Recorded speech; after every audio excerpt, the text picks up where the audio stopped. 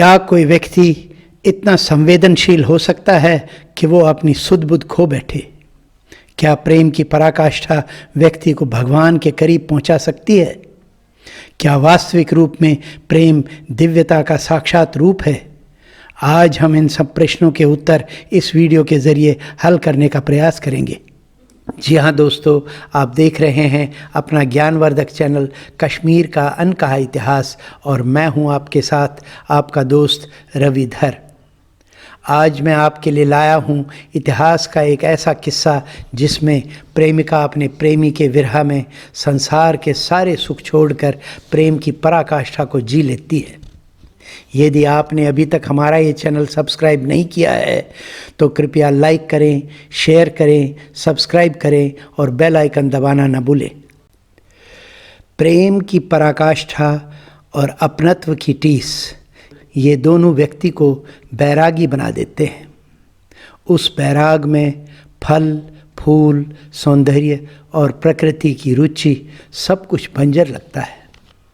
उस परिस्थिति में उस परमपिता पिता से एकाकार हो जाता है। माहौल आनंदमय हो जाता है, दर्द भी उड़नछू हो जाता है। ये है प्रेम की ताकत और ये है प्रेमी की अवस्था।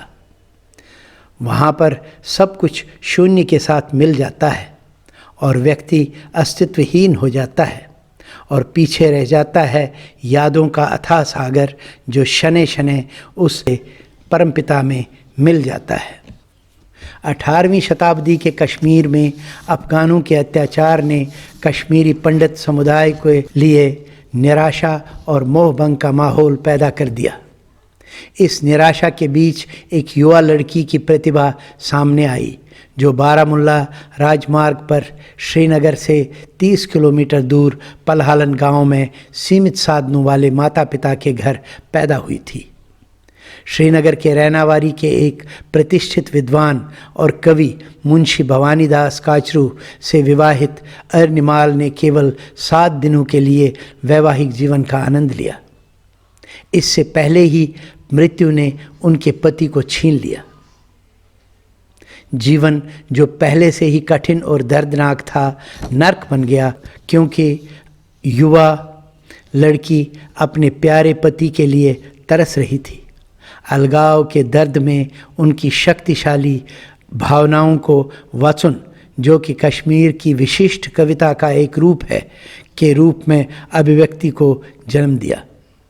अर्निमाल के मामले में कविता दिल से उठी, सीने में समा गई और कश्मीरी साहित्य के दयनीय रत्न बाहर आए। उसने काव्यात्मक प्रभाव पैदा करने के लिए प्रकृति या मिश्रित प्रकृति में सांत्वना मांगी। अर्निमाल की कविता निराशा, विलाप, जो वो जानती है कि वो हमेशा के लिए खो गया है, की खोज, सौंदर्य और सरलता के साथ बिताए गए मोहभंग की अभिव्यक्ति है। वो अपनी स्थिति को सरल शब्दों में उजागर करती हैं और इस प्रक्रिया में 18वीं सदी की कश्मीरी महिलाओं की झलक दिखाती हैं। अर्निमाल ने प्रेम और चाहत की कविता के हब्बा खातून, जो 1554 से लेकर 1609 ईस्वी तक रहीं, स्कूल का अनुसरण किया। उनकी कविता में ललदेद, जिनका काल 1320 ईस्वी से 1393 ईस्वी तक था, जैसी प्रत्यक्ष और भारी आध्यात्मिक सामग्री नहीं है। वह प्रकृति के साथ जुड़ाव में वर्ड्सवर्थ और अपनी कल्पना में कीट्स की तरह है। उनके द्वारा खींचे गए नाजुक भावनाओं के शब्द चित्र इतने सजीव, वास्तविक और मनमोहक हैं कि बहुत कम कश्मीरी कवि उनके द्वारा स्थापित मानक तक पहुंच पाए हैं। इनमें से अधिकांश गीत संगीत पर आधारित हैं और अब भी कश्मीरी कलाकारों द्वारा बहुत रुचि और उत्साह के साथ गाए जाते हैं।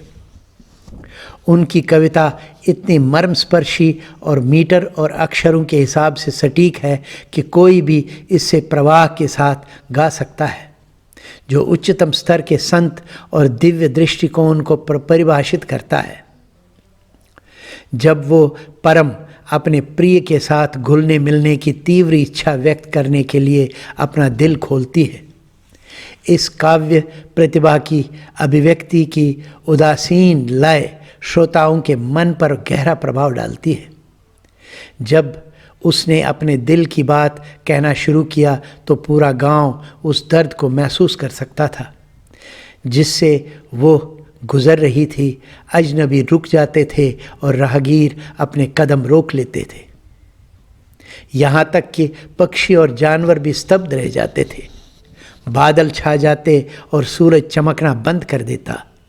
चंद्रमा अपनी आभा फैलाना भूल जाता। अर्निमाल ने अपनी शायरी में उन सभी बातों का शामिल किया जिनकी एक घायल प्रेमी कल्पना और महसूस कर सकता है।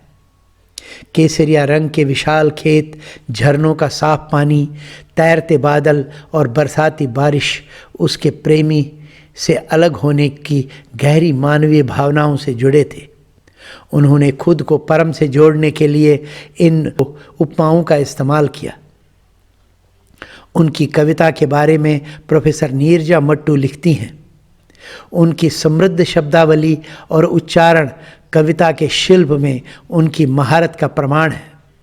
हब्बा खातून की तरह वह आकर्षित छवियों और कविताओं को बड़े प्रभाव से बुनती है।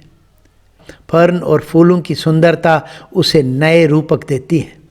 उसकी कल्पना इन दृश्यों से प्रेरित होकर आकर्षक कल्पना में खिलाती है। कामुक वर्ण दर्द की भावनाओं से परे है। शब्द की ध्वनि में एक संगीतमय गुण होता है जो कविताओं को गीत में बदल देता है। यही वो चीज़ है जो उन्हें याद रखना आसान बनाती है और यही कारण है कि वे जीवित रहते हैं भले ही उन्हें कभी लिखा नहीं गया था। अब मैं आपके सामने उनकी कविताओं के कुछ छंद प्रस्तुत करता हूँ, आनंद लें। अर्निरंगोम श्रावण हिये करु हिये दर्शन दिए, शाम सुंदर पामन लजिस आमतावय कोता जजिस, नाम पैगाम तस्कुस निये करु ये दर्शन दिए। और क्या वनियो मत क्या वनियो, ये गोम पानस ती वनियो, लनुन न्याय छुम ती वनियो, बागस म्यानिस बादाम फुलिया आदान रवस्त ती वनियो, क्या बनियो मत क्या बनियो। इस प्रकार ये कवयित्री अपनी भावनाओं को परम आनंद में पहुंचाकर उस आनंद की पराकाष्ठा में जी लेती हैं। आपको हमारा ये वीडियो कैसा लगा कमेंट बॉक्स में अवश्य लिखें। तब तक के लिए जय हिंद, वंदे मातरम।